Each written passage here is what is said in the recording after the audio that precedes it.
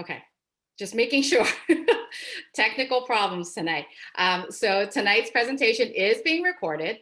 All participants will receive a link to the recording tomorrow, along with a handout called the tip jar. The tip jar will highlight key takeaways, information, and prompts from tonight's speakers for you to have as a reference. There will also be a live Q&A session at the end of the presentation, and we encourage you to type any questions you may have throughout the presentation into the Q&A box. At this time, I'd like to introduce one of our lead coalition sponsors, Nancy Pasquale, who is the coalition coordinator of RYE Act. Thanks so much, Lisa. My name is Nancy Pasquale. I'm the coalition coordinator for RYE Act, as Lisa mentioned. RYE Act, or also known as RYE Action for Children and Teens, is a drug-free communities coalition serving the community of the city of Rye. We're a coalition of local organizations and individuals committed to promoting long-term health and wellness of our young people by inspiring youth, parents, and community leaders to foster healthy behaviors and reduce youth substance use. We are thrilled to be one of the sponsoring coalitions in the No to Prevent Collaborative and to get to work alongside our colleagues across the county to bring these valuable sessions to our Westchester communities. So we're just so happy to be here. And it is my great pleasure to introduce our three speakers who are here with us this evening from Smart Approaches to Marijuana, also known as SAM. And I'm gonna start with the president and CEO, that is Kevin Savette. Dr. Savette has been described by NBC as the prodigy of drug politics and policy. He is an author, consultant, former advisor to 3 US presidential administrations, assistant professor, and serves, of course, as the president and CEO of SAM, which he founded with former Congressman Patrick Kennedy in 2013. He has studied, researched, written about, and implemented drug policy for almost 20 years. He has worked in the Clinton, Bush, and Bush administrations. And in 2011, he stepped down after serving more than 2 years as the senior advisor to President Obama's drug control director, having been the only drug policy staffer to have ever served as political appointee in both Democratic and Republican administrations. He has appeared since at the Aspen Ideas and New Yorker festivals, on the Organization of American States Blue Ribbon Commission, advising hemispheric drug policy, and in hundreds of forums and discussions promoting the ideas outlined in his first book, Reefer Sanity, 7 Great Myths About Marijuana, published by Beaufort. He has been featured on the front page of the New York Times and in virtually every major media publication and news channel on the subject of drug policy. With Kevin today, he also has 2 of his colleagues from SAM, and I will introduce them as well, so that when they start talking, they can just get on a roll. So the second is Communications and Outreach Associate Will Jones, coming from a legacy of Will Jones III. Coming from a legacy of civil rights leaders in Washington, D.C., Will serves as the Communications and Outreach Associate at SAM. He is an experienced speaker and community activist working on issues of social justice at the local and national level. Partnering with national drug policy advisors and leaders around Washington, D.C., in 2014, Jones founded 2 is Enough DC to raise awareness of the predatory marijuana commercial industry, which disproportionately targets disenfranchised communities similar to alcohol and big tobacco. He later started the campaign against marijuana legalization and commercialization in DC. Mr. Jones has been featured on a wide variety of TV, radio, and print outlets talking about marijuana policy and other issues, including NBC, Reuters TV, CBS, BBC World, Al Jazeera, C-SPAN, The Washington Post, Huffington Post, and Associated Press. Mr. Jones is also a husband, father, and 3rd-generation Washingtonian. He proudly serves as a DC firefighter, EMT. He might be coming from the station as we speak, I hear, and obtained his MPA from the George Washington University School of Public Policy and Administration. And with them tonight is Luke Nefarados, who is the Executive Vice President of SAM. He serves as Executive Vice President, described by the New York Times as the well-coordinated opposition to legalization. Luke's background is in nonprofit community healthcare, having helped manage federally qualified health centers and working on health disparities. Prior to joining SAM, Luke was also the co-founder of DocBuddy, a healthcare startup based in Denver, Colorado that he later sold. At SAM, Luke serves as the principal deputy to the CEO in his roles, manages the day-to-day operations of the organization, and serves as a spokesman on marijuana issues. In 2018, he was campaign manager for the successful ballot campaign to defeat legalization in North Dakota and led SAM's legislative victories in more than 24 states. He has been featured at the Economist Cannabis Summit, as well as at the United Nations Commission on Narcotic Drugs, and in dozens of events and town halls across the country on the subject of drug policy. He has also been featured in many national media outlets, including Fox News and CNBC, and his op-eds are regularly published across the country. Luke graduated from the University of Denver, and his home state of Colorado gives him a unique vantage point on the issue of sound drug policy. So with all of that amazing expertise, I am going to turn it over to our first speaker, President and CEO, Dr. Kevin Savette. And Kevin, thank you so much for being with us. We look forward to hearing from all of you. Well, thank you, Nancy. I want to thank really everybody for putting this on. My friends in Rye are wonderful, just all throughout Westchester. Of course, many of you know I'm a New Yorker, not a native New Yorker, but a adulthood New Yorker, and I'm not there presently, and really miss all of you. And I know we'd be doing this in person like we have in the past, and so really I'm wishing you and your family a safe and more prosperous 2021 as we move forward, and really just highlights how critical your work is, because this major pandemic has highlighted and really underscored, I think, the substance use disorder issues that we're dealing with, and the importance of prevention and the importance of education, because we're living in sometimes such a topsy-turvy time in terms of science and public health that we need beacons of light out there shining the light on the evidence and experience. And that's really what you all are. And I mean that. I didn't plan to say that just now, but it comes from the heart.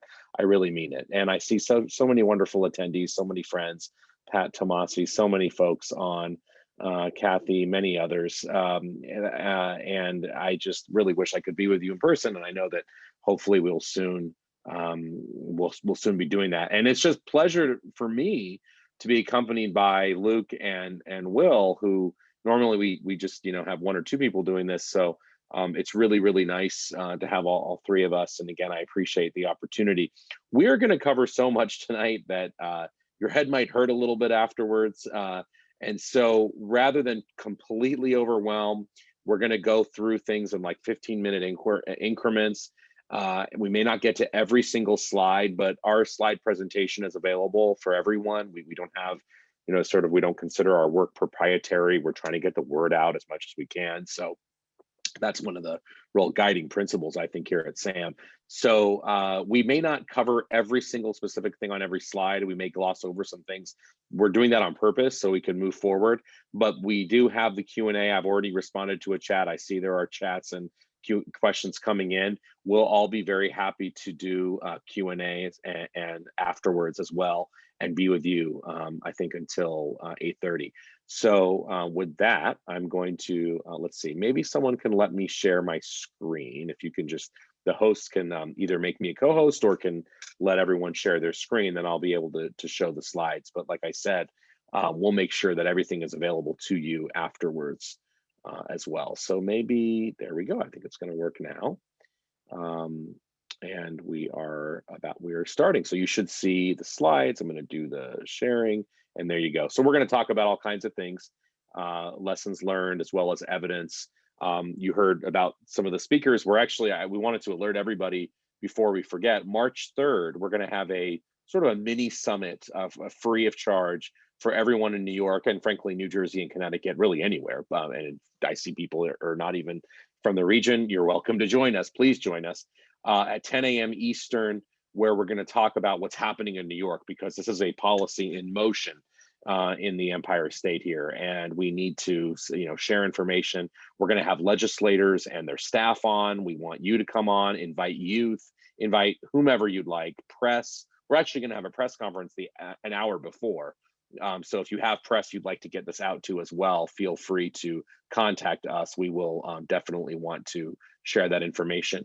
Many of you already know about SAM, some of you do not, but we're essentially a evidence-based nonprofit NGO founded by myself, Patrick Kennedy, David Frum, bipartisan group of people, as well as scientists.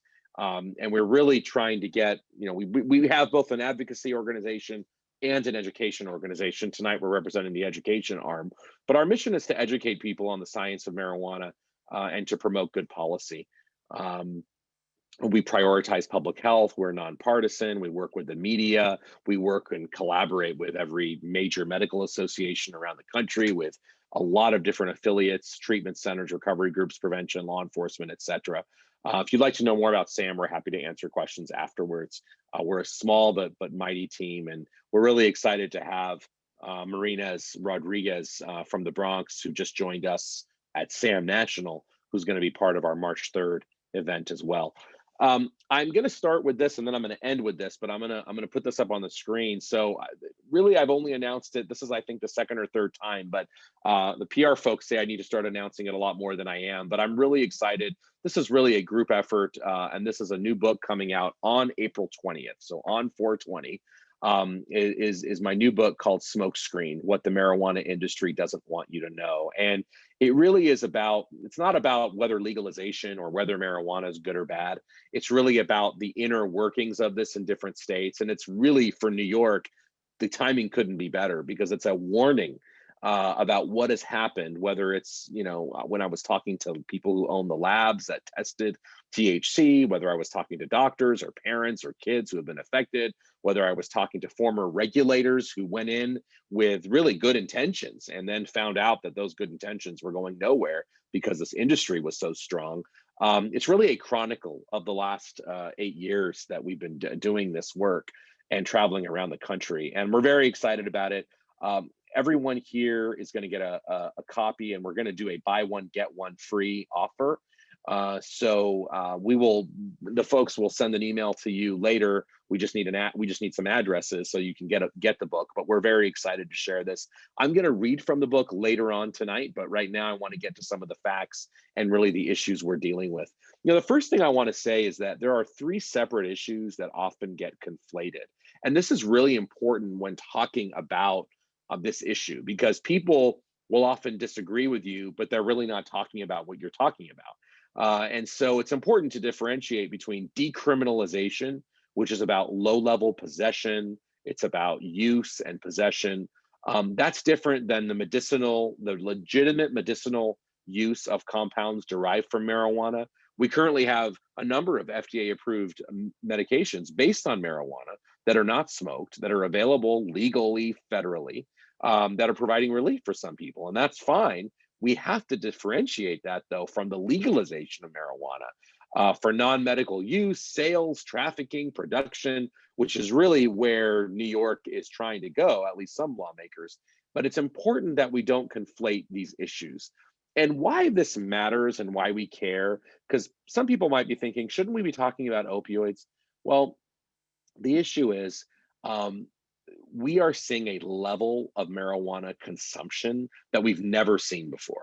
It's not just about use in the last 30 days. It's about the daily or near daily consumption. We now know that almost half of people who have used marijuana in the last month actually use it every day. It's not that they use it once a month, they use it almost every single day. That is an alarming number. It's a number we have never seen before, and it translates to about almost 10 million now daily users of marijuana, which is about 10 times as many users as we had 30 years ago. And that's a level we have absolutely never seen. And the scary part about that level is that we're talking about a different kind of marijuana. So it's a double whammy. It's not only we're using it more often, but it is very, very different. We are not talking about, the old joints, which is what a lot of people think about. I call it old marijuana. We're not talking about old marijuana. We're talking about new marijuana. And new marijuana is the edibles, the cookies, the candies, the sodas, which we have absolutely no regulation on. And even in any of the legal states that claim to have regulation, we're talking about these vaporizers that are, skyrocketed in popularity, the blow torches with the 99% THC. We're talking about a level of potency, whether it's the plant material or concentrates, that we just have not seen before. And we have absolutely no idea, by the way, what it's doing to brains in the medium or long term. These are forms of marijuana we've never seen. And that really, I think, needs to be the first thing that we, focus on. I'm just making sure my time here, that we focus on when we talk about this issue, because a lot of people have misconceived notions. The former Surgeon General said it correctly. This is not your mother's marijuana, and that's absolutely right. And what does that mean from a research perspective? Well, it means that 1 in 3 past year users have a cannabis use disorder. Now that is a dramatic number. It's a lot higher than what we thought it was. You might have seen numbers floating around like 17% or 9%. Actually, this study it's already 5 years old, which is amazing because we consider it relatively new, but it's 1 in 3. And I know this number has gone up, by the way, since the study's been done, but this is the data we have. This is in the addiction. It was actually in JAMA Psychiatry Journal. 1 in 3 past users have what we call a cannabis use disorder. That's a striking number. You might be thinking about, well, what's gone on with youth use around the country and in different states? The numbers overall are up. In fact, there was a study today by a colleague of ours finding there are 100,000 more kids in legalization states using marijuana now than before their respective state had legalization. That's a big number, obviously. So we've seen the National Survey on Drug Use find that youth marijuana addiction is also up, not just use, but addiction in legal states. We've seen various studies showing increases in numerous states, and I'm not going to go through all these details, but there are most studies showing increases in use, some studies showing that they're not sure, some showing decreases, but those are kind of the older studies. It's definitely an area that we're watching, but this is a tremendous thing because youth use of all substances, versus 30 years ago is way down, as you all know. I mean, the number of kids abstaining now is at a record high, which is great, except that's when you have all the drugs together. When you take marijuana out and single it out, it doesn't compare at all with the other drugs in terms of abstinence levels versus the past, relative abstinence levels. And so marijuana is kind of the stubborn one. We should be seeing all drugs go down, but we're seeing all drugs minus marijuana. And we have to think about why that is. And I think it's obvious that the reason it is because we have mass normalization and commercialization. We're seeing numerous new studies showing that there really was a downward trend in youth use, but legalization in certain states is reversing that. So we're seeing that that's pretty undeniable now. We're seeing levels of daily use among 12th graders rise pretty dramatically of marijuana, whereas daily use of other drugs have gone down. So the daily use numbers are numbers that we are very, very concerned with. Past month use also has gone up. We have stats about various states that I'm not going to linger on, but you can see the numbers are not going in the right direction when you look at that, especially when you compare legal and non-legal. That's not surprising to us, to you all who work in this field, but a lot of people, mainly the industry, has tried to obfuscate this and basically say that there's no difference in use, which is exactly what big tobacco did for almost a century. We now have new data about mental illness that we've never had before that is very disturbing. For example, regular high potency marijuana users 5 times more likely to develop psychosis. We've never seen studies like that. This is all in the last couple of years. A study of over 1,000 young adults showing that if you use high potency marijuana, you are more likely to abuse it, you are more likely to develop anxiety disorders, all kinds of disorders we are now seeing. And of course, we know, and this is from years of studies, showing reduction in high school completion, reduction in university entrance scores, reduction in IQ, very noticeable reduction in IQ. We're looking at veterans, which we've often heard, oh, this is good for veterans. Actually, the latest studies, this is actually from 2021, show that we have multiple negative outcomes for veterans. And again, this flies in the face of the myths that we have. And so there's just study after study, and these aren't from random journals that are not peer reviewed or somebody's random research. This is hard science from very reputable journals. This just came out about marijuana abuse by youth with mood disorders is now linked to suicide attempts, self-harm, and death in levels that we had never had before. We're very, very concerned about that. Someone asked this question, and I think it's an important one about opioids, because, you know, why talk marijuana during an opiate epidemic? If anything, the industry thinks we should say that it's, you know, been a good thing. But really, sorry, what we're seeing is study after study now showing that medical marijuana or marijuana legalization is associated with an increase in opioid deaths, not a decrease, which is not surprising because, folks, drugs are often used together. It's not just one or the other. JAMA Internal Medicine, the opioid crisis appears to be worsening where marijuana has been legalized. So it's really, really important to understand that. Clearly in Colorado, they have not seen a reduction in opioid overdose fatalities. Again, study after study after study. This is Martin's in 2019, showing you are more likely to abuse opioids, and you were actually more likely after it was legalized than before it was legalized. A study from a few months ago, doubling the risk of opioid use on days where marijuana was used. That's critical because it confirms all the other research that, again, these drugs are not used in isolation. And some of you might be thinking or seeing studies recently, even from the last month, showing no, there's been a decrease in marijuana use in opioids, you know, in states where, or sorry, a decrease in opioid use or overdose in states that have legalized marijuana. And a lot of those studies suffer from what we call ecological fallacy. And what that is basically when you look at an overall area, you can easily mask sort of local and internal differences. And a lot of these studies that have grabbed headlines like a reduction in opioid use wherever they've legalized marijuana, they suffer, and the scientists, you know, write into these journals to complain about it. They suffer from what we call ecological fallacies, whereas these studies actually don't. These studies study individual behavior, and they find that that marijuana is absolutely linked to these things. Again, another study from Canada showing it did not reduce opioid use. There are so many. We're going to leave them for you to look at. I wanted to push this over now because we're going to have different voices to Will Jones, who we're just very privileged to have on, full-time EMT firefighter in Washington, D.C., as well as working us through Sam, who's going to go through his presentation about social equity. And then we're going to hear from Luke. Then I'm going to come back and read a little bit from the book. And hopefully, if you like it, you're going to want to buy it. So here is Will. Hello, everyone. Can you hear me all right? Yep. Okay, cool. I'm just going to say this in case my jacket does pop into view. I am at my firehouse in Washington, D.C., but everything I say in no way represents the D.C. Fire Department at all. I just happened to step outside for a minute to share some of this data with you all. So I'm glad to be able to share this with you all this evening. Let me get this presentation going. Share that.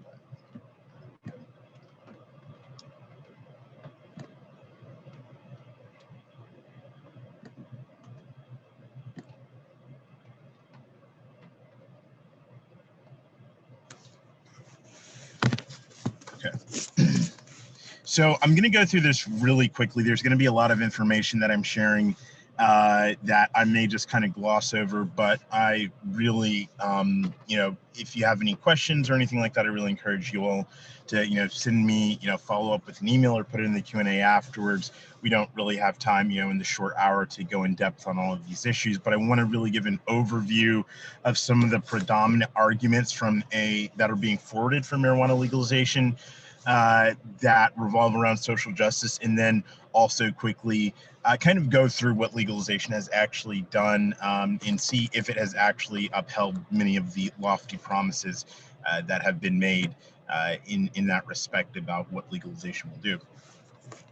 And so the three primary arguments that we hear for marijuana legalization is one, that it will reduce arrest and incarceration, two, business equity and initiatives for entrepreneurs of color, and then three, reinvesting in communities harmed by the war on drugs. And these are, these are great talking points. If it did all three of these things fully, I can kind of see why, some people might say, well, why don't we go down this road? But I really, again, want to analyze these three things, see what's actually happening, and then also, just on this first issue of arrest and incarceration, before I even go to my next slide, I want to point out just our something we say very often here at SAM is that a false dichotomy is being presented to people with the way that legalization is pushed as the only alternative to incarceration.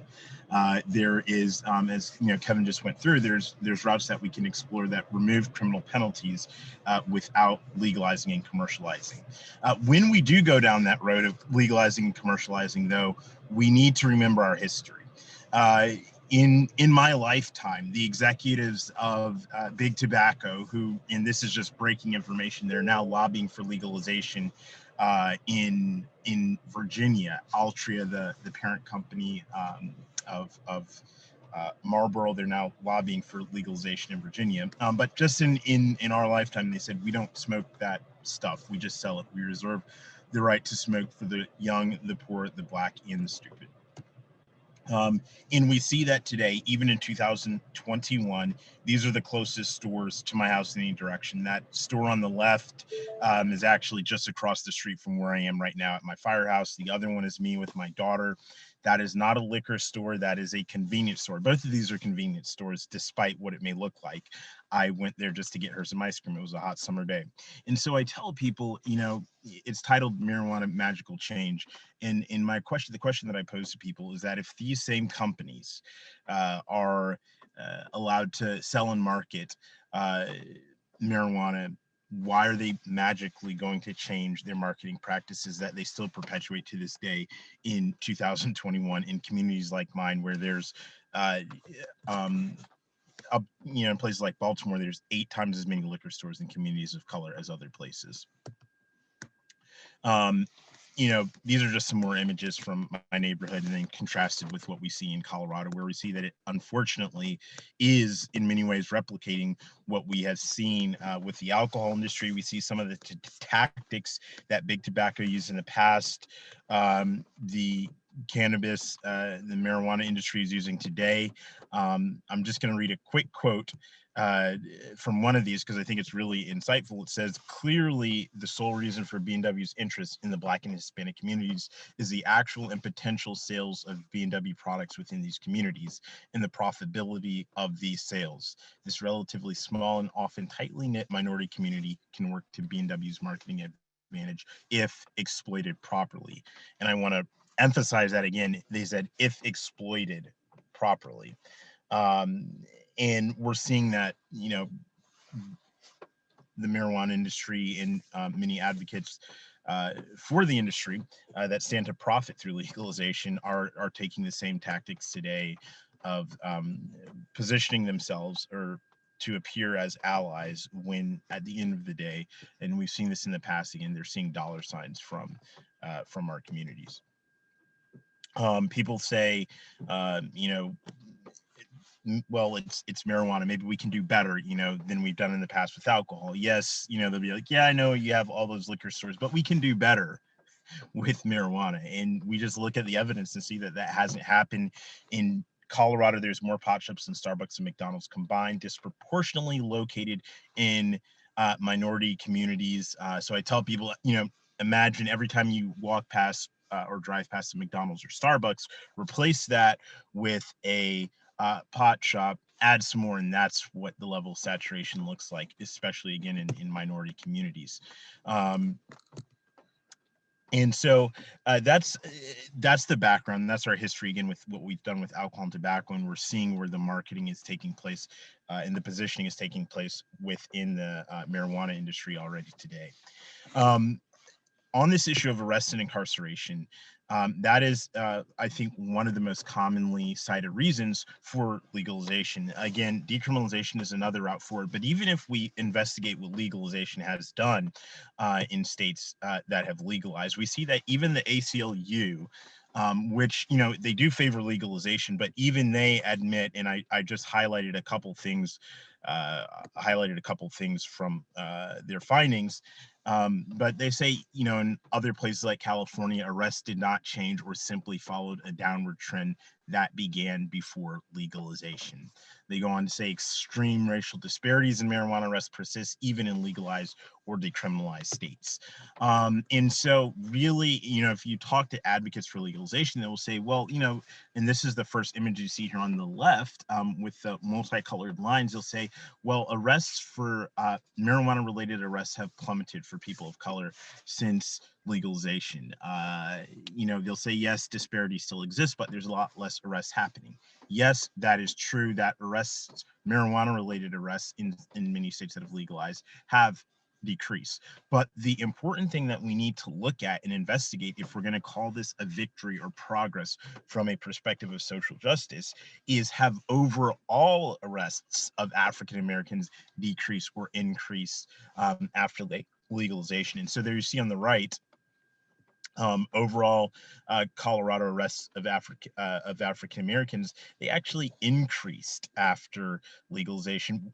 In fact, in 2012, which was the year before legalization there in Colorado, the overall arrests of African Americans has still not gone back down to the number that they had pre-legalization.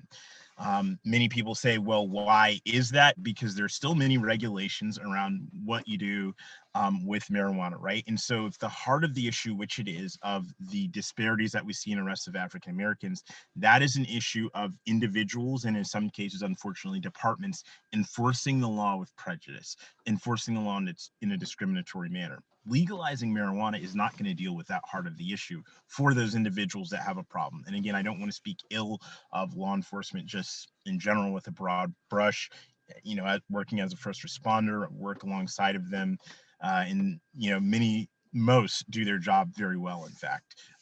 But for those that don't, again, making a new multi-billion-dollar industry is not dealing with the heart of the issue, and it's not holding them accountable.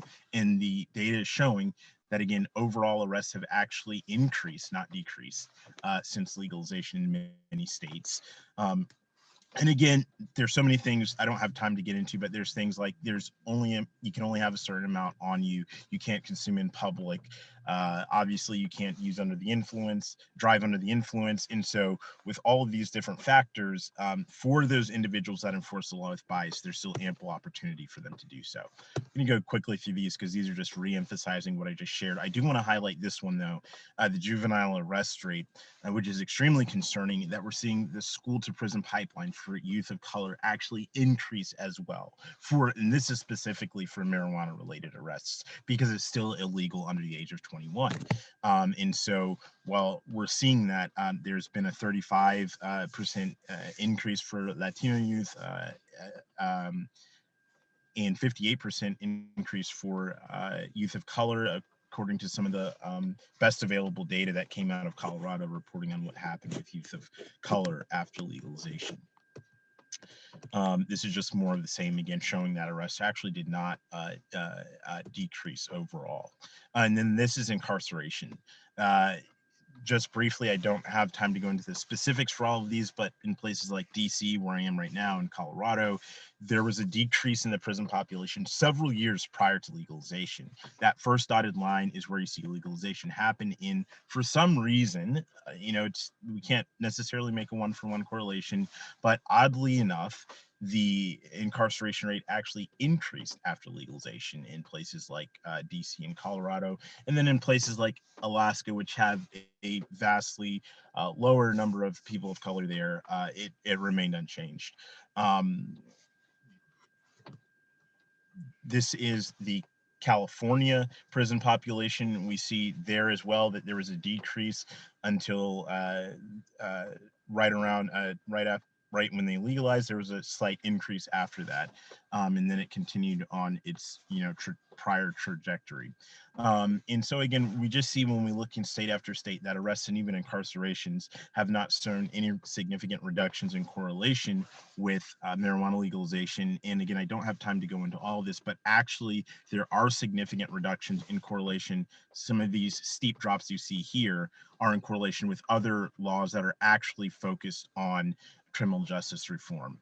They're not about making money. Like, that's at the end of the day what legalization is about. Business equity initiatives, I'll go through this really quickly, but people say that it's a great opportunity for entrepreneurs of color to get in at the beginning of a new industry. In headline after headline after headline, in state after state after state that's legalized, says that that is not happening, that it's fallen short time and time again. These are even from pro-legalization sources, like the one on the top right. It says the Pot Network. They're saying that legalization has failed, that the system is, in terms of equity, the system is being gamed, and we're not seeing any significant inroads for people of color as promised. Again, more headlines, not going to go through all of these this evening. But just showing again, this is not a one-off incident. This has happened time and time again. I'm have a brief video here to show, and then I think I'm just about at the end of my presentation here. But this just shows again some of the most vocal advocates for legalization, and this is Congresswoman Ocasio-Cortez. She even is going to highlight here that the promises that are being made are not being upheld. And in fact, as you see there in the headline, it says the racial wealth gap is actually being compounded through legalization. So I'm just going to share this quick 1 minute video. And then I'll be just at the end of my presentation. Racial wealth gap right now, based on who is getting the first mover advantage.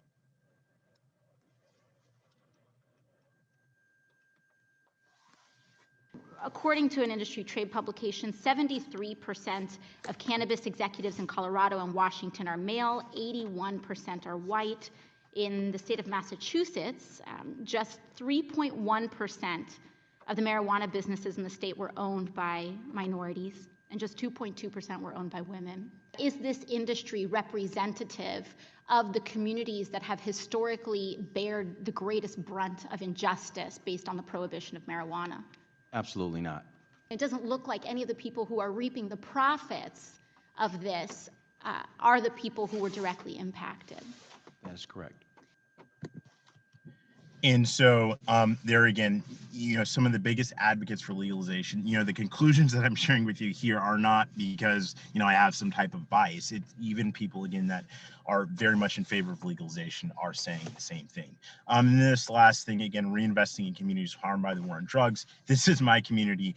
Alcohol, tobacco, these things are heavily taxed, yet the reinvestments are not coming to our communities. Why would we think that anything different would magically change just because all of a sudden it's cannabis? Again, we've heard these promises before. We hear this about the lottery, tobacco, alcohol. If that worked as well as it's being purported, the schools on my side of the city should be the best, but they're not, unfortunately. This last slide I just give as an illustration. This is my great grandfather on the left. He was the first to sit in to desegregate schools in Washington, D.C. That's my great uncle. And you don't always make $1 million dollars doing the right thing. It's not always popular. On the right, you have John Boehner there, who's going to make $22 million if legalization happens at the federal level. And so that just is a little bit of a contrast to show, again, people say this is a done deal. Why are you still talking about this? Let's just go with what's happening. The train's left the station. Even if that were the case, again, sometimes doing what's right, it's not always popular. You're not always going to have a lot of people surrounding you. You're not going to make $22 million from it necessarily, but you do it because it's the right thing to do, and you care about your community. You care about the people around you, and that's really the perspective that I come through with from this, and that's all I have for you guys. Thank you.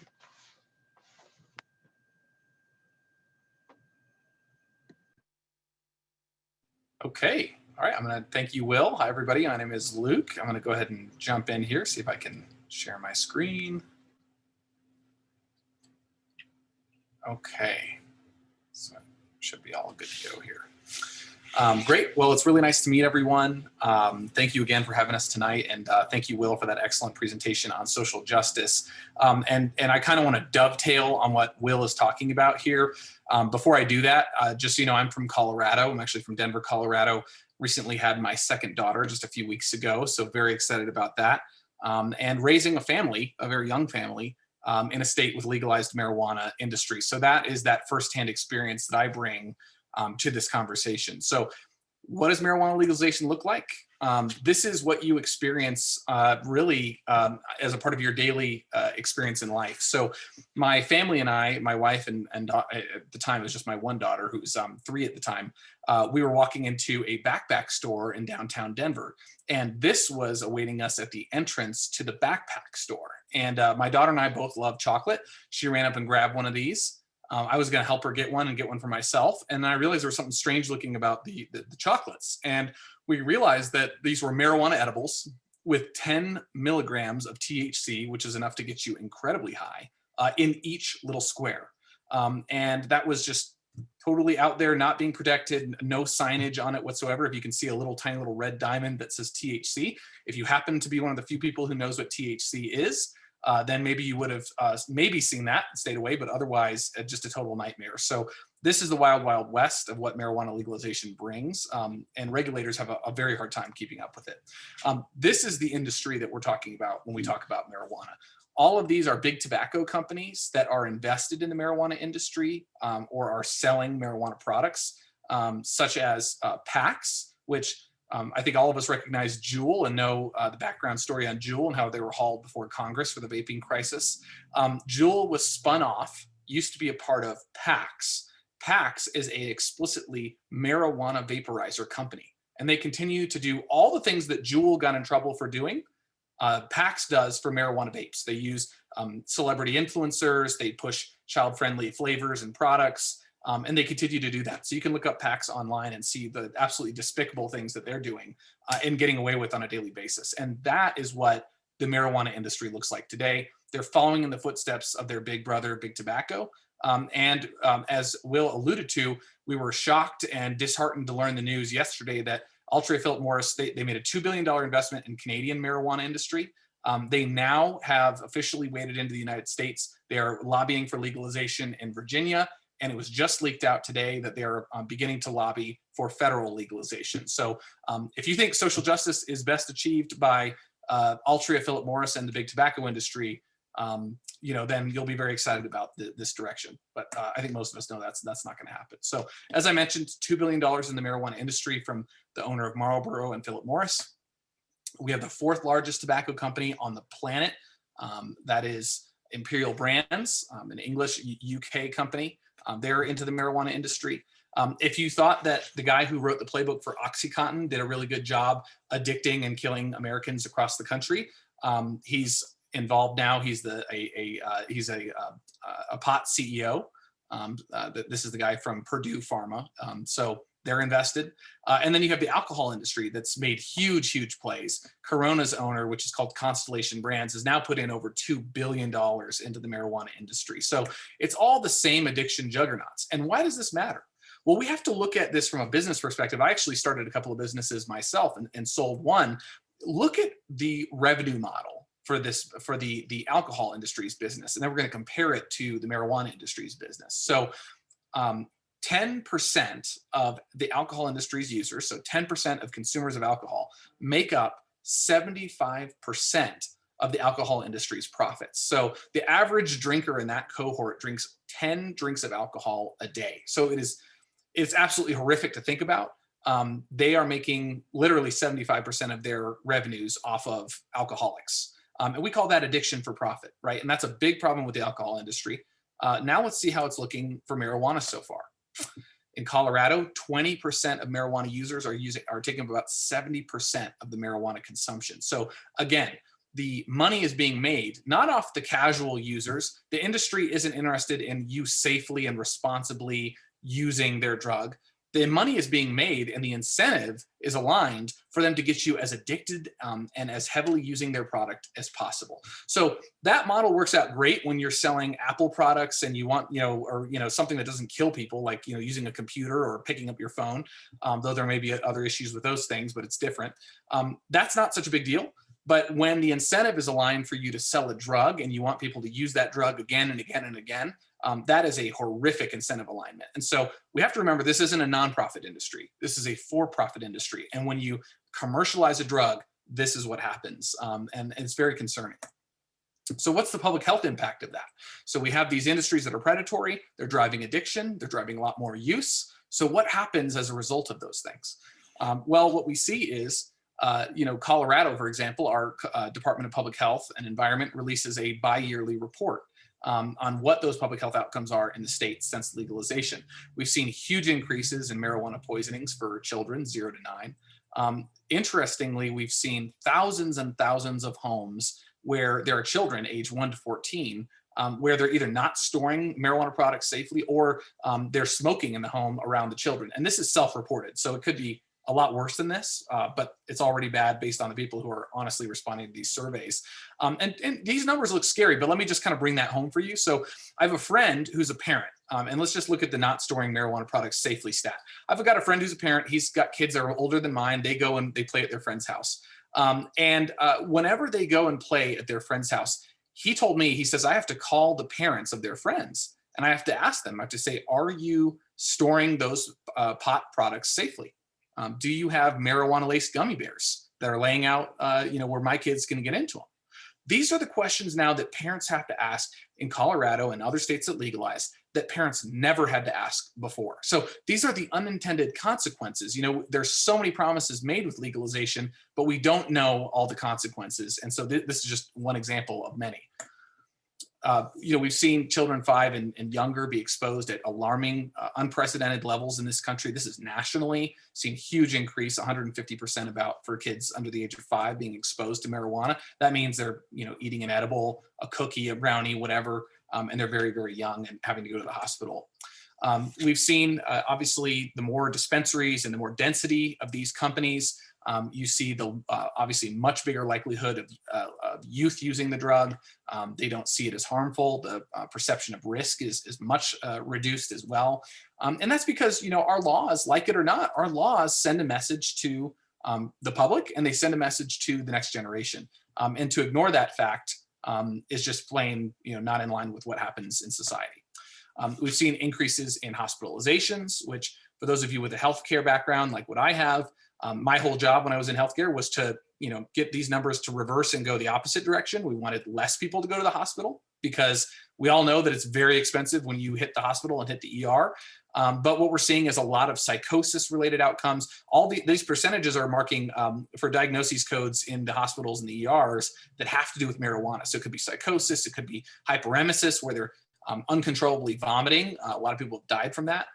Lots and lots of illnesses and other things associated with marijuana use that, of course, the industry doesn't want you to hear about. And many of you may be shocked to even see these increases taking place. We're also seeing huge increases in poison control center calls, exposures across any state that you're looking at. And obviously, there's a lot of mental and substance use disorder issues. What's interesting is the federal data particularly calls out Colorado because it's a legalized state. And they compared, the marijuana use trends and the substance use disorder trends, the addiction trends, and it's all higher in Colorado than the national average, which should be concerning to any of us who wants to see these things go the opposite direction. I mentioned Juul and the vaping crisis and how Juul came from PAX. Well, very interestingly, so 6 months before the vaping crisis, where people started getting this debilitating lung illness, their lungs were, collapsing, people were dying, they were getting lung transplants, et cetera. Hopefully everyone remembers that. 6 months before that, Altria Philip Morris made a $2 billion investment in the marijuana company in Canada, and they took a $14 billion stake in Juul. So they connected marijuana and vaping with their investments. And then 6 months later, we had a national marijuana vaping crisis. And I say marijuana vaping crisis because for those of you who don't know, and this is PAX, by the way, these are their products. These are marijuana vaporizers, and they're very aesthetically pleasing and well designed. And that's why we're seeing a lot of youth use them. But for those of you who don't know, 1 in 6 of these EVALI cases, that was what it was called, this lung illness, were attributed to commercial pot shops. So in Oregon, we had 2 people die from confirmed marijuana vapes that were purchased at regulated marijuana dispensaries. So this whole notion of regulation with marijuana when you legalize it is totally out the window. And it's important we note that. The revenues. This is something you're being promised in New York heavily. They can't talk enough about it, these false promises. And what we've seen is less than 0.9% of any state budget is what the revenues from marijuana taxes make up. It's so much less than what people are being promised. And we've even had teachers go on strike in Denver over this. So the revenues are not even close to what you're promised. And the illicit market, the drug dealers, the cartels, they don't go away. Actually, Governor Gavin Newsom from California said the black market's getting worse, not better, since we legalized marijuana. That's according to the New York Times. This is a direct quote from that governor.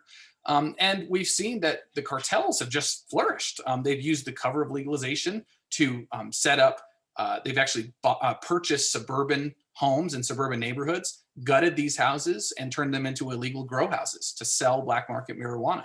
Literally, my aunt and uncle live in a suburb of Denver, Colorado, and they had this happen in the house next door to them. So certainly not better for the quality of life. And again, you hear it time and time again, if we just regulated marijuana, look, we don't want to see everyone use it, but if we just could get rid of the drug dealers and monitor and make sure there's quality controls. But you look at a state like Oregon where they legalized marijuana, only 30% of Oregon's market is legal. So in other words, 70% of all the marijuana consumed and sold and bought and all of that in the state, 70% of it is illegal, completely black market. So raging black market problem in Oregon and California and Colorado and all across the legal states that we're seeing. And this is according to the state police department. And not only the state police department, but the Secretary of State. And this is very rare for a government to kind of self-condemn themselves. But the Secretary of State came out in Oregon and said, we've only inspected 3% of the pot shops in Oregon. So God knows what these shops are selling outside of marijuana and what they're doing with these products. And they said they can't ensure they're safe or reliable. And this report came out before the vaping crisis. And then I mentioned 2 people died from products sold in Oregon pot shops. So this is the consequence of rushing a hasty decision to commercialize a huge new drug and not having a clue what to do with that. So look, Will mentioned there are other options. We can look at decriminalization of marijuana. Kevin talked about that. 68% of Americans want other options other than full legalization of marijuana. That's a poll that was done by Emerson College a couple of years ago. So in other words, they wanted to decriminalize it. They wanted to see medical marijuana, but they didn't want to see recreational marijuana. So it's very important that we don't buy into the hype about, 60% of Americans want to legalize. When you look at the polls and you really ask the specific questions, you see that when given options, people want those other options. They don't want to have pot shops outside their house. Driving is an issue. We've seen increases in testing positive. AAA found a doubling in marijuana impaired driving deaths in Washington State. They oppose legalization, AAA does.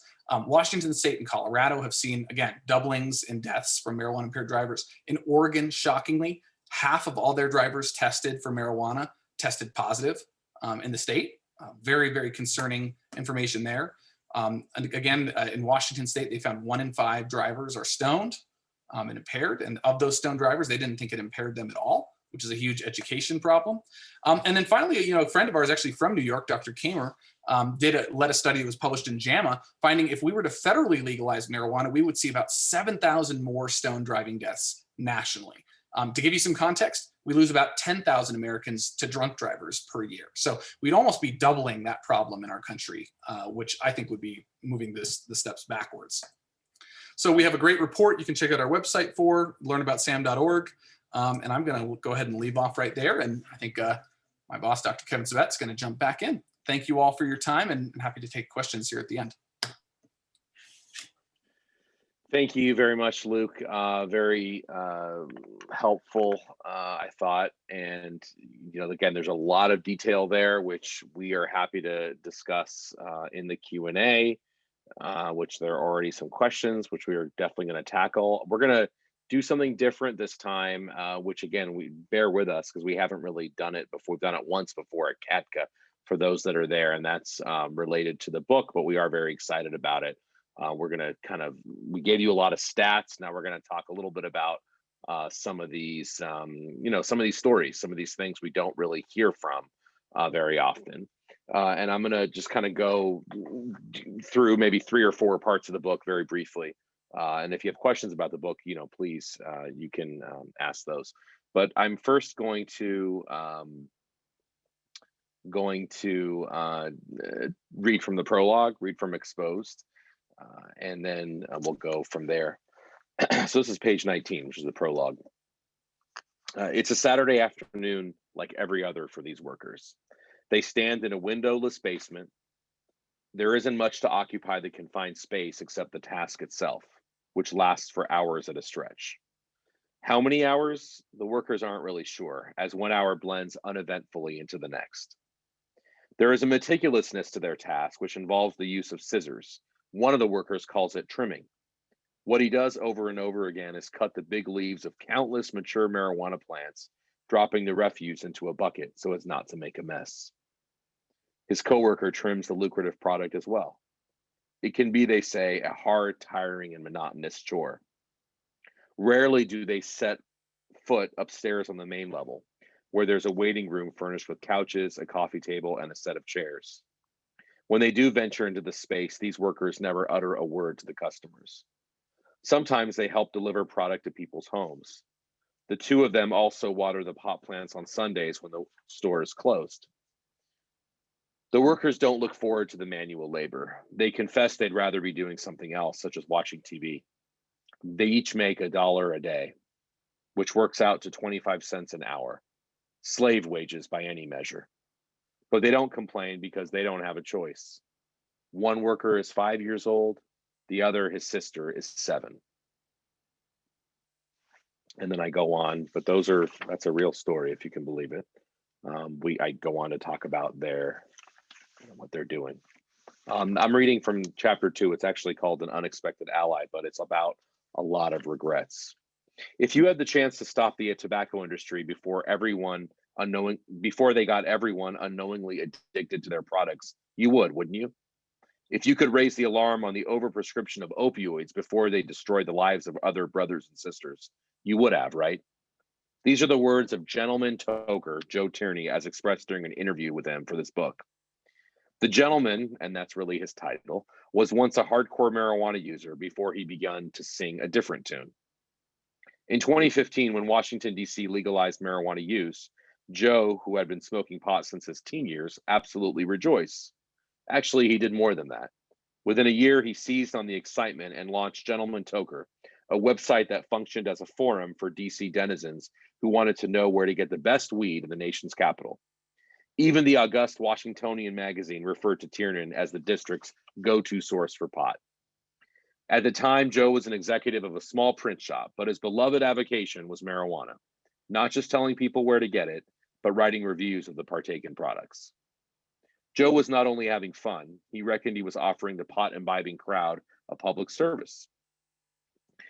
At a marijuana pop-up event, Joe was standing next to an open dab bar that offered free gifts of marijuana concentrates and waxes, when suddenly a partygoer fell into a fit of seizures.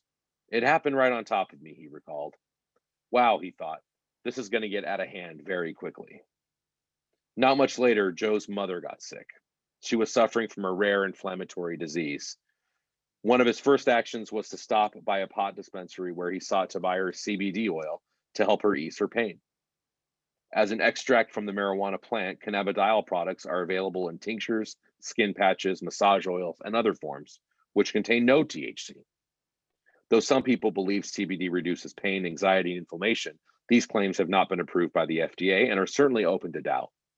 At the store counter, Joe was greeted by an in-house nurse. He asked her what dosage he should get for his ailing mother. The nurse gave him a vague ballpark answer, nothing to suggest she knew what she was talking about or what she was dispensing. It was, he said, shocking.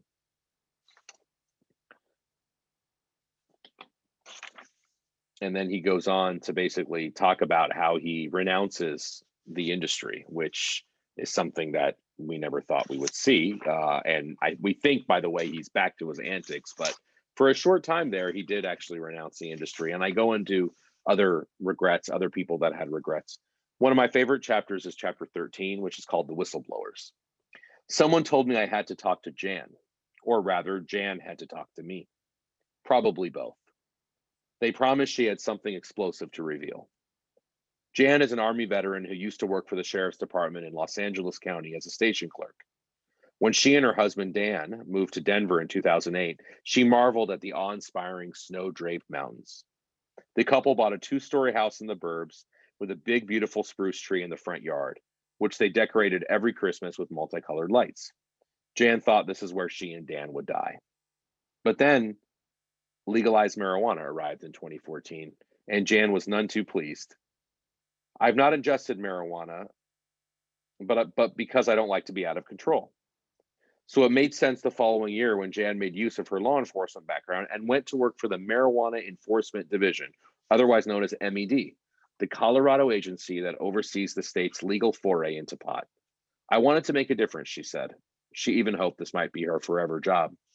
It wasn't. For a while, things seemed normal. She moved up quickly from a temp worker to become a compliance investigator. In that position, Jan thought her job was to thoroughly vet those who applied for marijuana licenses to operate in Colorado. So she checked that they paid their taxes, ensured that their property leases were correct, and searched for any hidden ownership issues. This kind of work was right up Jan's alley.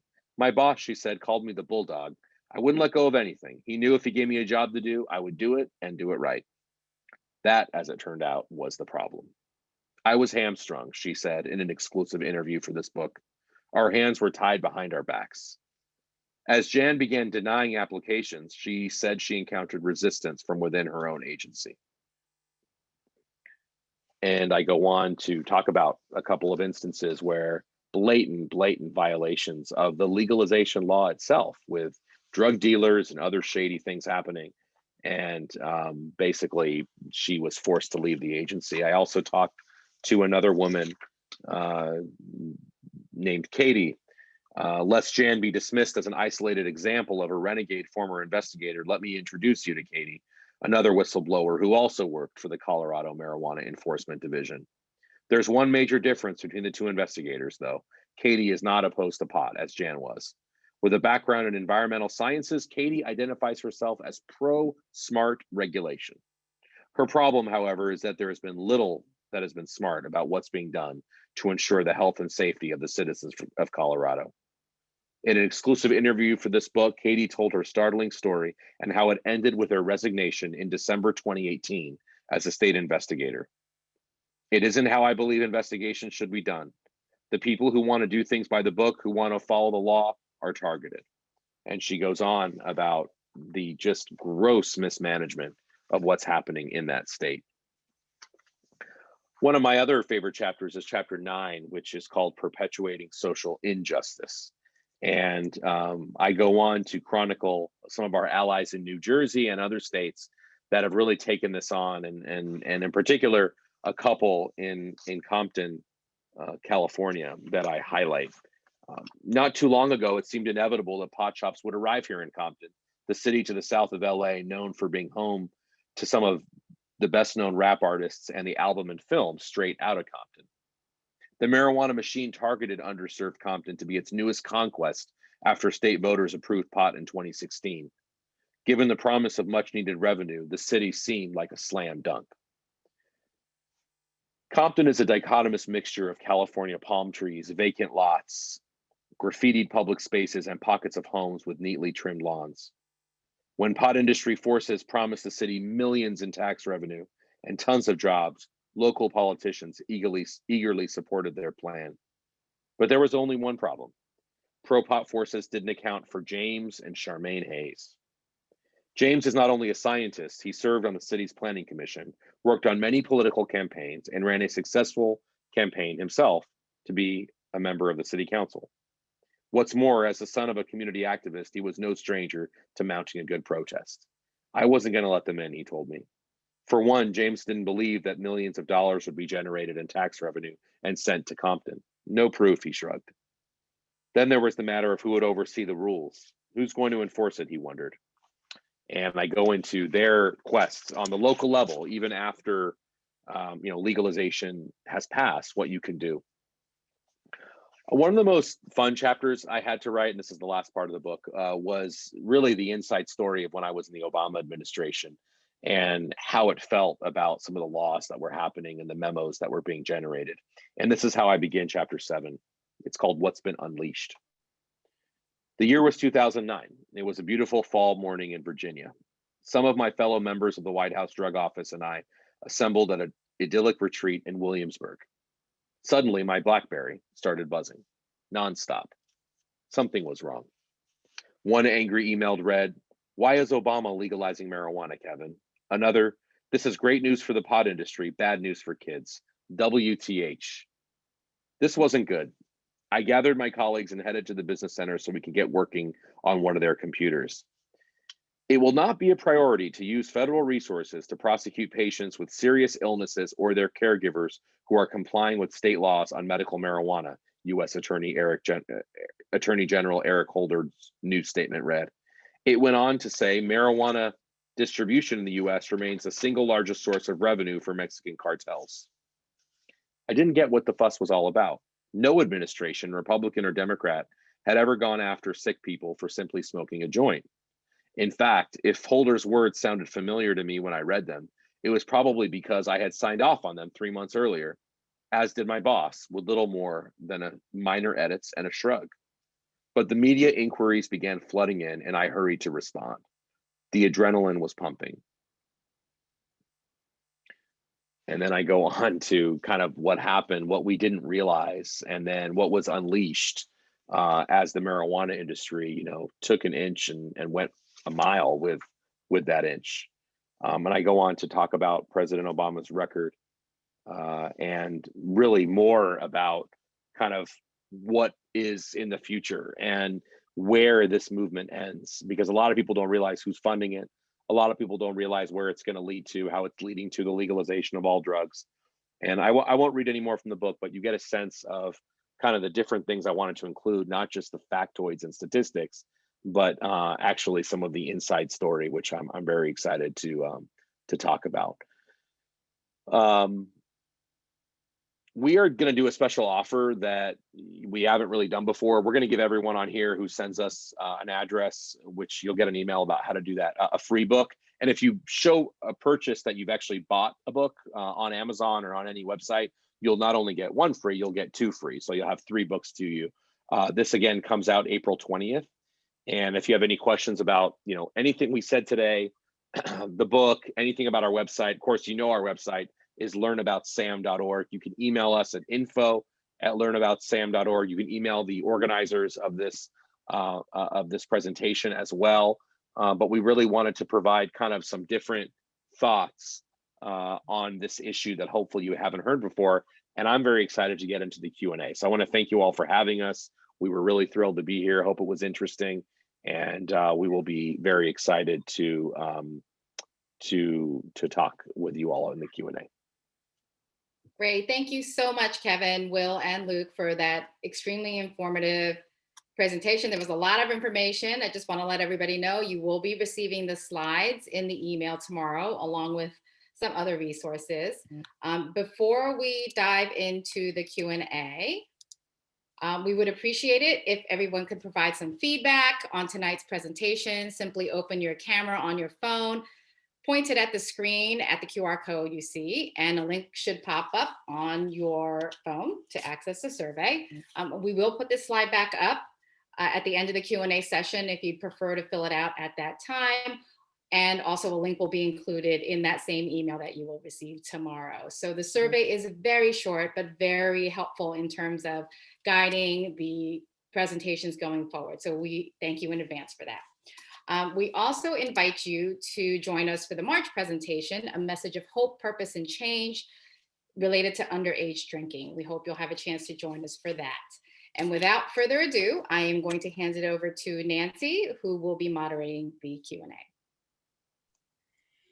And Lisa, before we get started with the Q&A, I think we were going to do a quick introduction because we have, in addition to Kevin, Will, and Luke, we have Kathy Cody joining us from Student Assistance Services.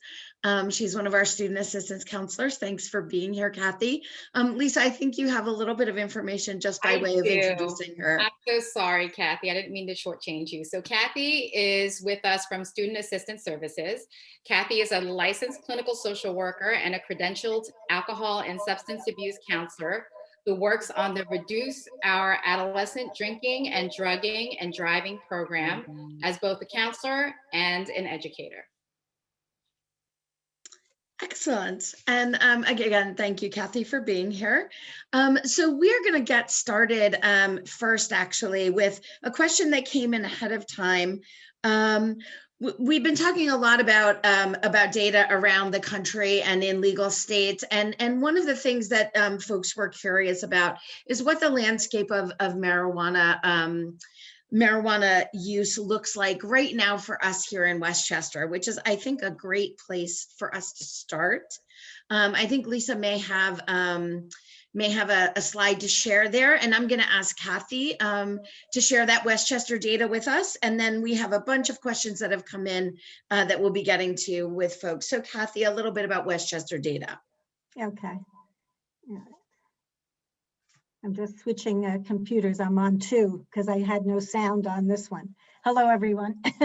Good evening. So the chart that you're seeing shows the local statistics from the Westchester County Coalition of Drug and Alcohol Free Youth and the Monitoring the Future survey, which is a national survey administered to a national sample of youth every year. On this chart that you're looking at right now, we have the responses of Westchester youth in the 8th grade, 10th, and 12th grades who were asked whether they have used marijuana over the last 30 days. So we also have the responses from the Monitoring the Future National Sample. So as shown, you can see that very few 8th grade students reported using marijuana over the past month. In fact, we can see that only 2% reported using marijuana. This is a lower rate of use than their national peers. So this is really good news because it is related to age of onset. So we know that the earlier that somebody starts using, there's the higher risk for a substance use problem and also addiction. Prevention is all about delaying substance use. And since we know that an early age of onset is associated with becoming addicted, that is what we really want to try to work toward. Okay, and if you also move down on the chart, you see that that the 10th and 12th graders, their use increases. But if you look at that, really the majority of our Westchester youth have not used in the past 30 days, and that's also very good information. Okay, so if you move on, the next part of the chart, the first part is the perception of harm, and this refers to how risky and dangerous an individual perceives the use of a substance. In this case, we're examining how harmful marijuana is perceived by Westchester youth. And as you can see, the majority of 8th graders perceive it as being harmful. However, if you look what happens as you go down with the 10th and 12th graders, they start to see it as being less harmful, and that is because perhaps they're using, and also what's going on in the public with legalization. So by senior year, only half of the Westchester youth surveyed perceive marijuana as dangerous to their health. Perception of harm is related to use. So if they see it as being dangerous, they're less likely to use it. So this is where we really want to focus our reaching out to the youth in letting them understand all the facts that they need to know, and encouraging a no use motivation. Okay. So now in the parental disapproval, if kids think that their parents will not approve their use, they're less likely to use. And again, if you look at the 8th grade students, it's like 100% that they think their parents will disapprove and they're not going to, and therefore they are less likely to use, and that's another really good factor. As we get to the 10th and 12th graders, it's still about 80%. It's still large, but that 20%, as we know, just with use, can be a big indicator. So we really want to focus on letting parents really give a no use message. The difference between an adult brain and a developing brain, and that will impact also avoiding youth use. Okay, so that's a brief overview. That's great. Thank you very much, Kathy. Because it really does speak to, there are some other questions in here about sort of age that children start experimenting with marijuana. Was one of those, and it looks like for us, we're seeing that age, that even by 12th grade, many are still not using, which is great news for us here in Westchester. And of course, we want to keep it that way. But I wonder, I would put that question out to Kevin, Luke, Will. Are we seeing that age of first use higher in places where marijuana is legal? Because I feel like that's a pressing question, right? Are we seeing that age of onset younger?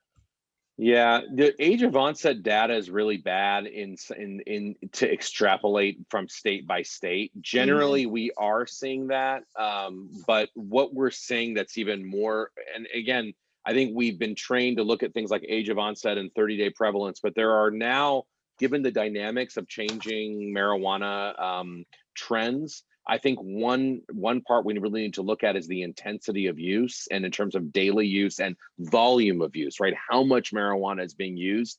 And those numbers are off the charts in these legal states. So, we are seeing a lower age of onset, slightly lower, no doubt. In fact, Colorado is now the #1 state in the country for first time use, which is another metric that we're having to get used to now. So all these new metrics I think are important, but yeah, it's very, very concerning.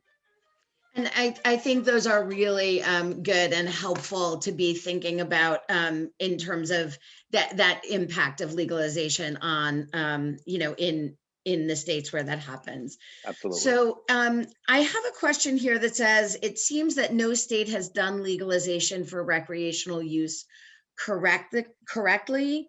We all know it will be about following the money. How do we get legislation changed for age of purchase and penalties for underage use increased, like loss of driver's license? Yeah, well, they haven't done it correctly because they've all been taken over by the industry. The issue is, it's very hard to do it correctly because by definition, you are allowing an industry whose business it is, as Luke mentioned, to make money, have incredible amount of sway. I would ask for all of you to look at what's happening in Colorado right now.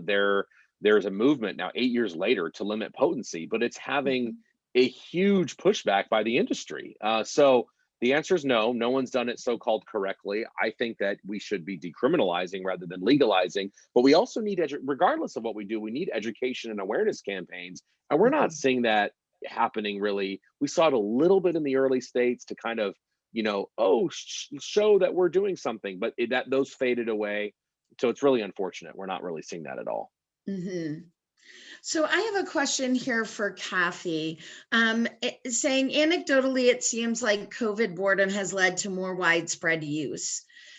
Kids also seem to take drinking and driving more seriously than marijuana use and driving. And I think, Kevin, that sort of speaks to those, that idea of awareness campaigns, right? Like part of why we take drinking and driving seriously is because a lot of public health work has been done in that area, right? What role, Kathy, can schools play during this time when kids aren't in school as much? Kathy, you're muted. I'm sorry, I'm switching between two computers so I can hear the questions.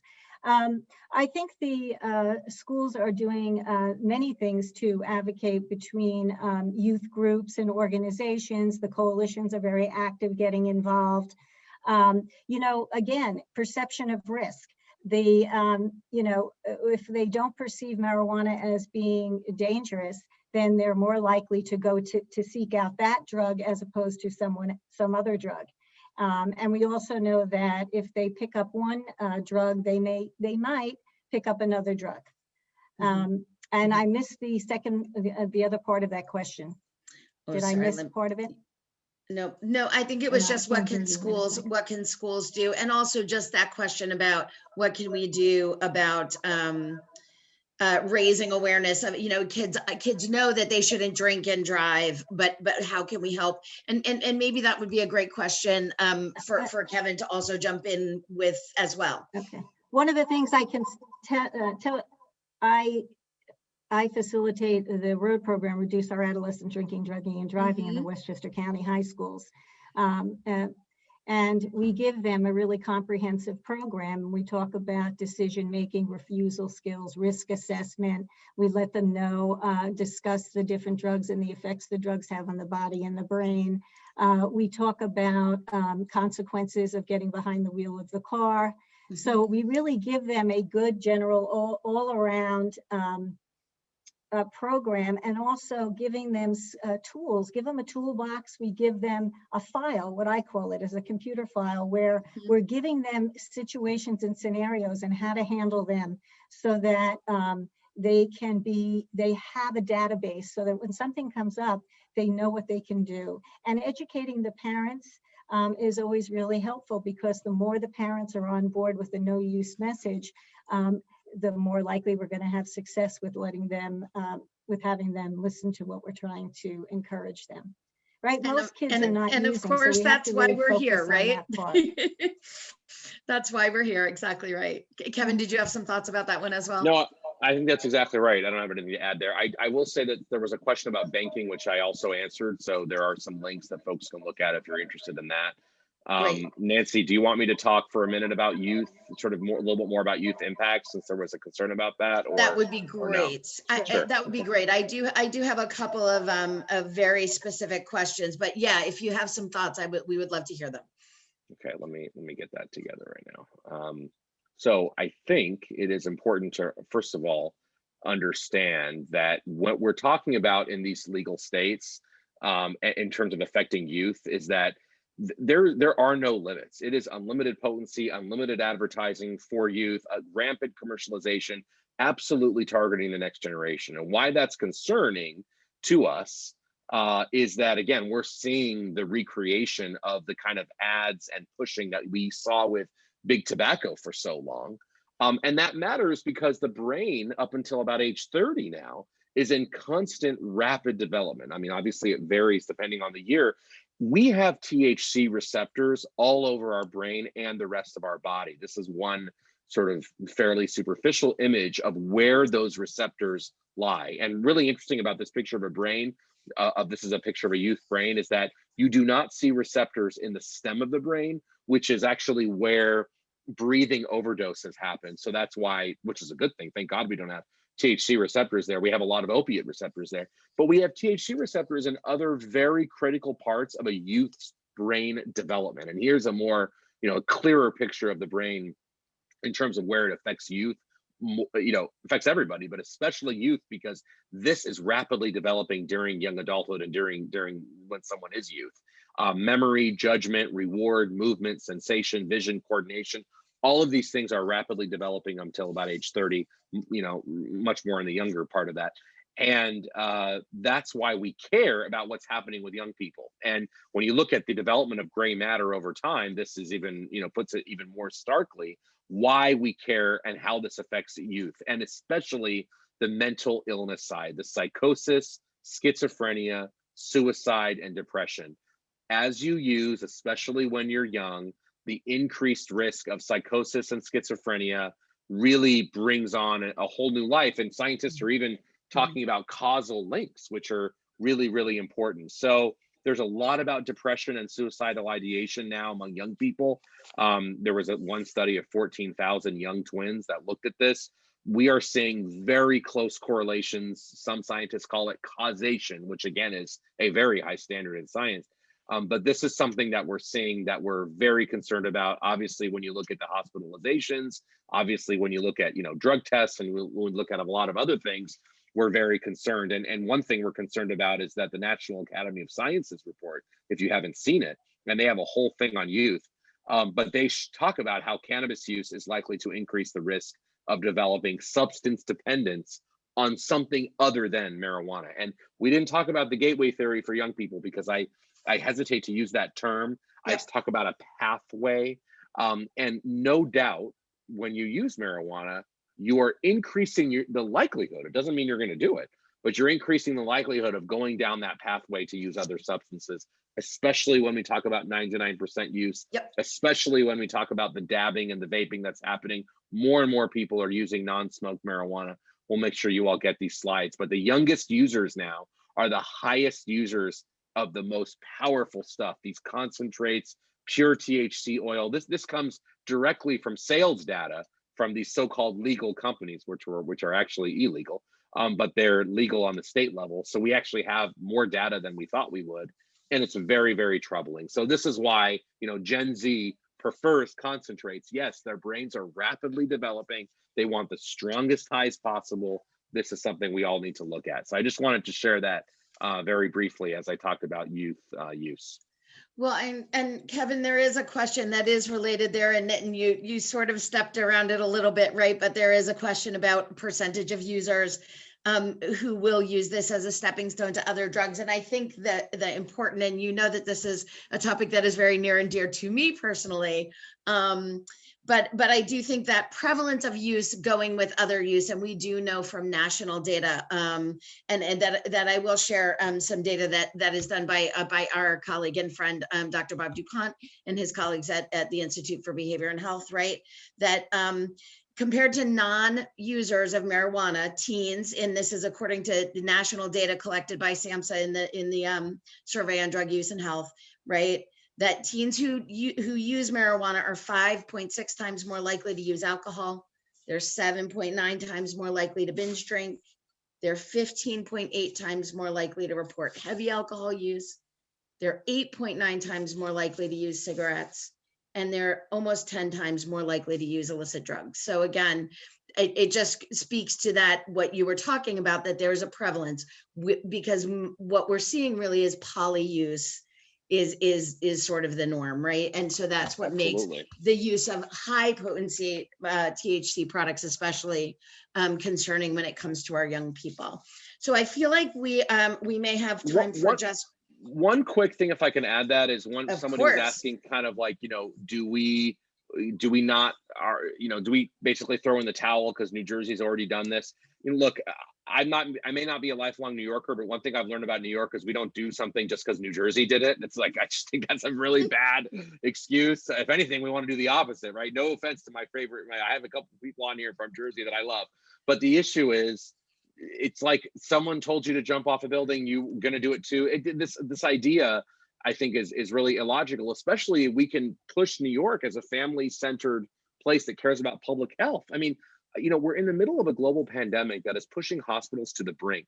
We want to pass a policy that is going to send more people to the hospital because of the psychotic episodes they're going to get, more people to the poison call centers, more nurse practitioners who need to be on hotlines. It makes absolutely no sense, especially at a time of a global pandemic. So there's actually a lot we can do. That's why March 3rd is going to be so critical, and I hope you all could join us for that. 9 a.m. press conference, 10 a.m. Mini summit, because there's a lot we can do to push back on this in the name of public health. We don't want to give kids a criminal record. I mean, at least I don't. We don't want to give them, we don't want to be putting them in prison. Absolutely not. We want education, but it's very hard to discourage a behavior if society is promoting it and normalizing it. I'll leave you with this analogy, and then I know we're over time, but I think of it as a speed limit in many ways. We know some people will go 10 to 20 miles, maybe more, over the speed limit. We know that some people will do that and be just fine. but we don't want to promote people to do that. We don't want to say you should do that. We want to discourage people from doing it, especially vulnerable people, knowing that some people will do it. Just because some people do it doesn't mean that we sort of say, well, there's no point in having a speed limit.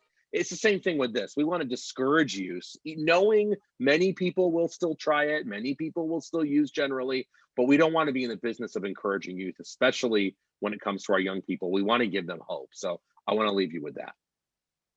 Well, thank you so much, Kevin, Luke, Will, Kathy as well, for all your insight and expertise. It was very much appreciated. We know we have a long battle ahead of us. And there was a lot of information presented today. Just to let everybody know out there that we will be sharing that information. We'll share slides, a recording of this presentation. And of course, you can learn a lot through the links that we'll be sending in terms of how to get involved, how to talk to your children, how to learn a little bit more. So thank you everyone that took the time to be with us tonight. We hope we'll see you in March. Have a great night. Thank you, everybody.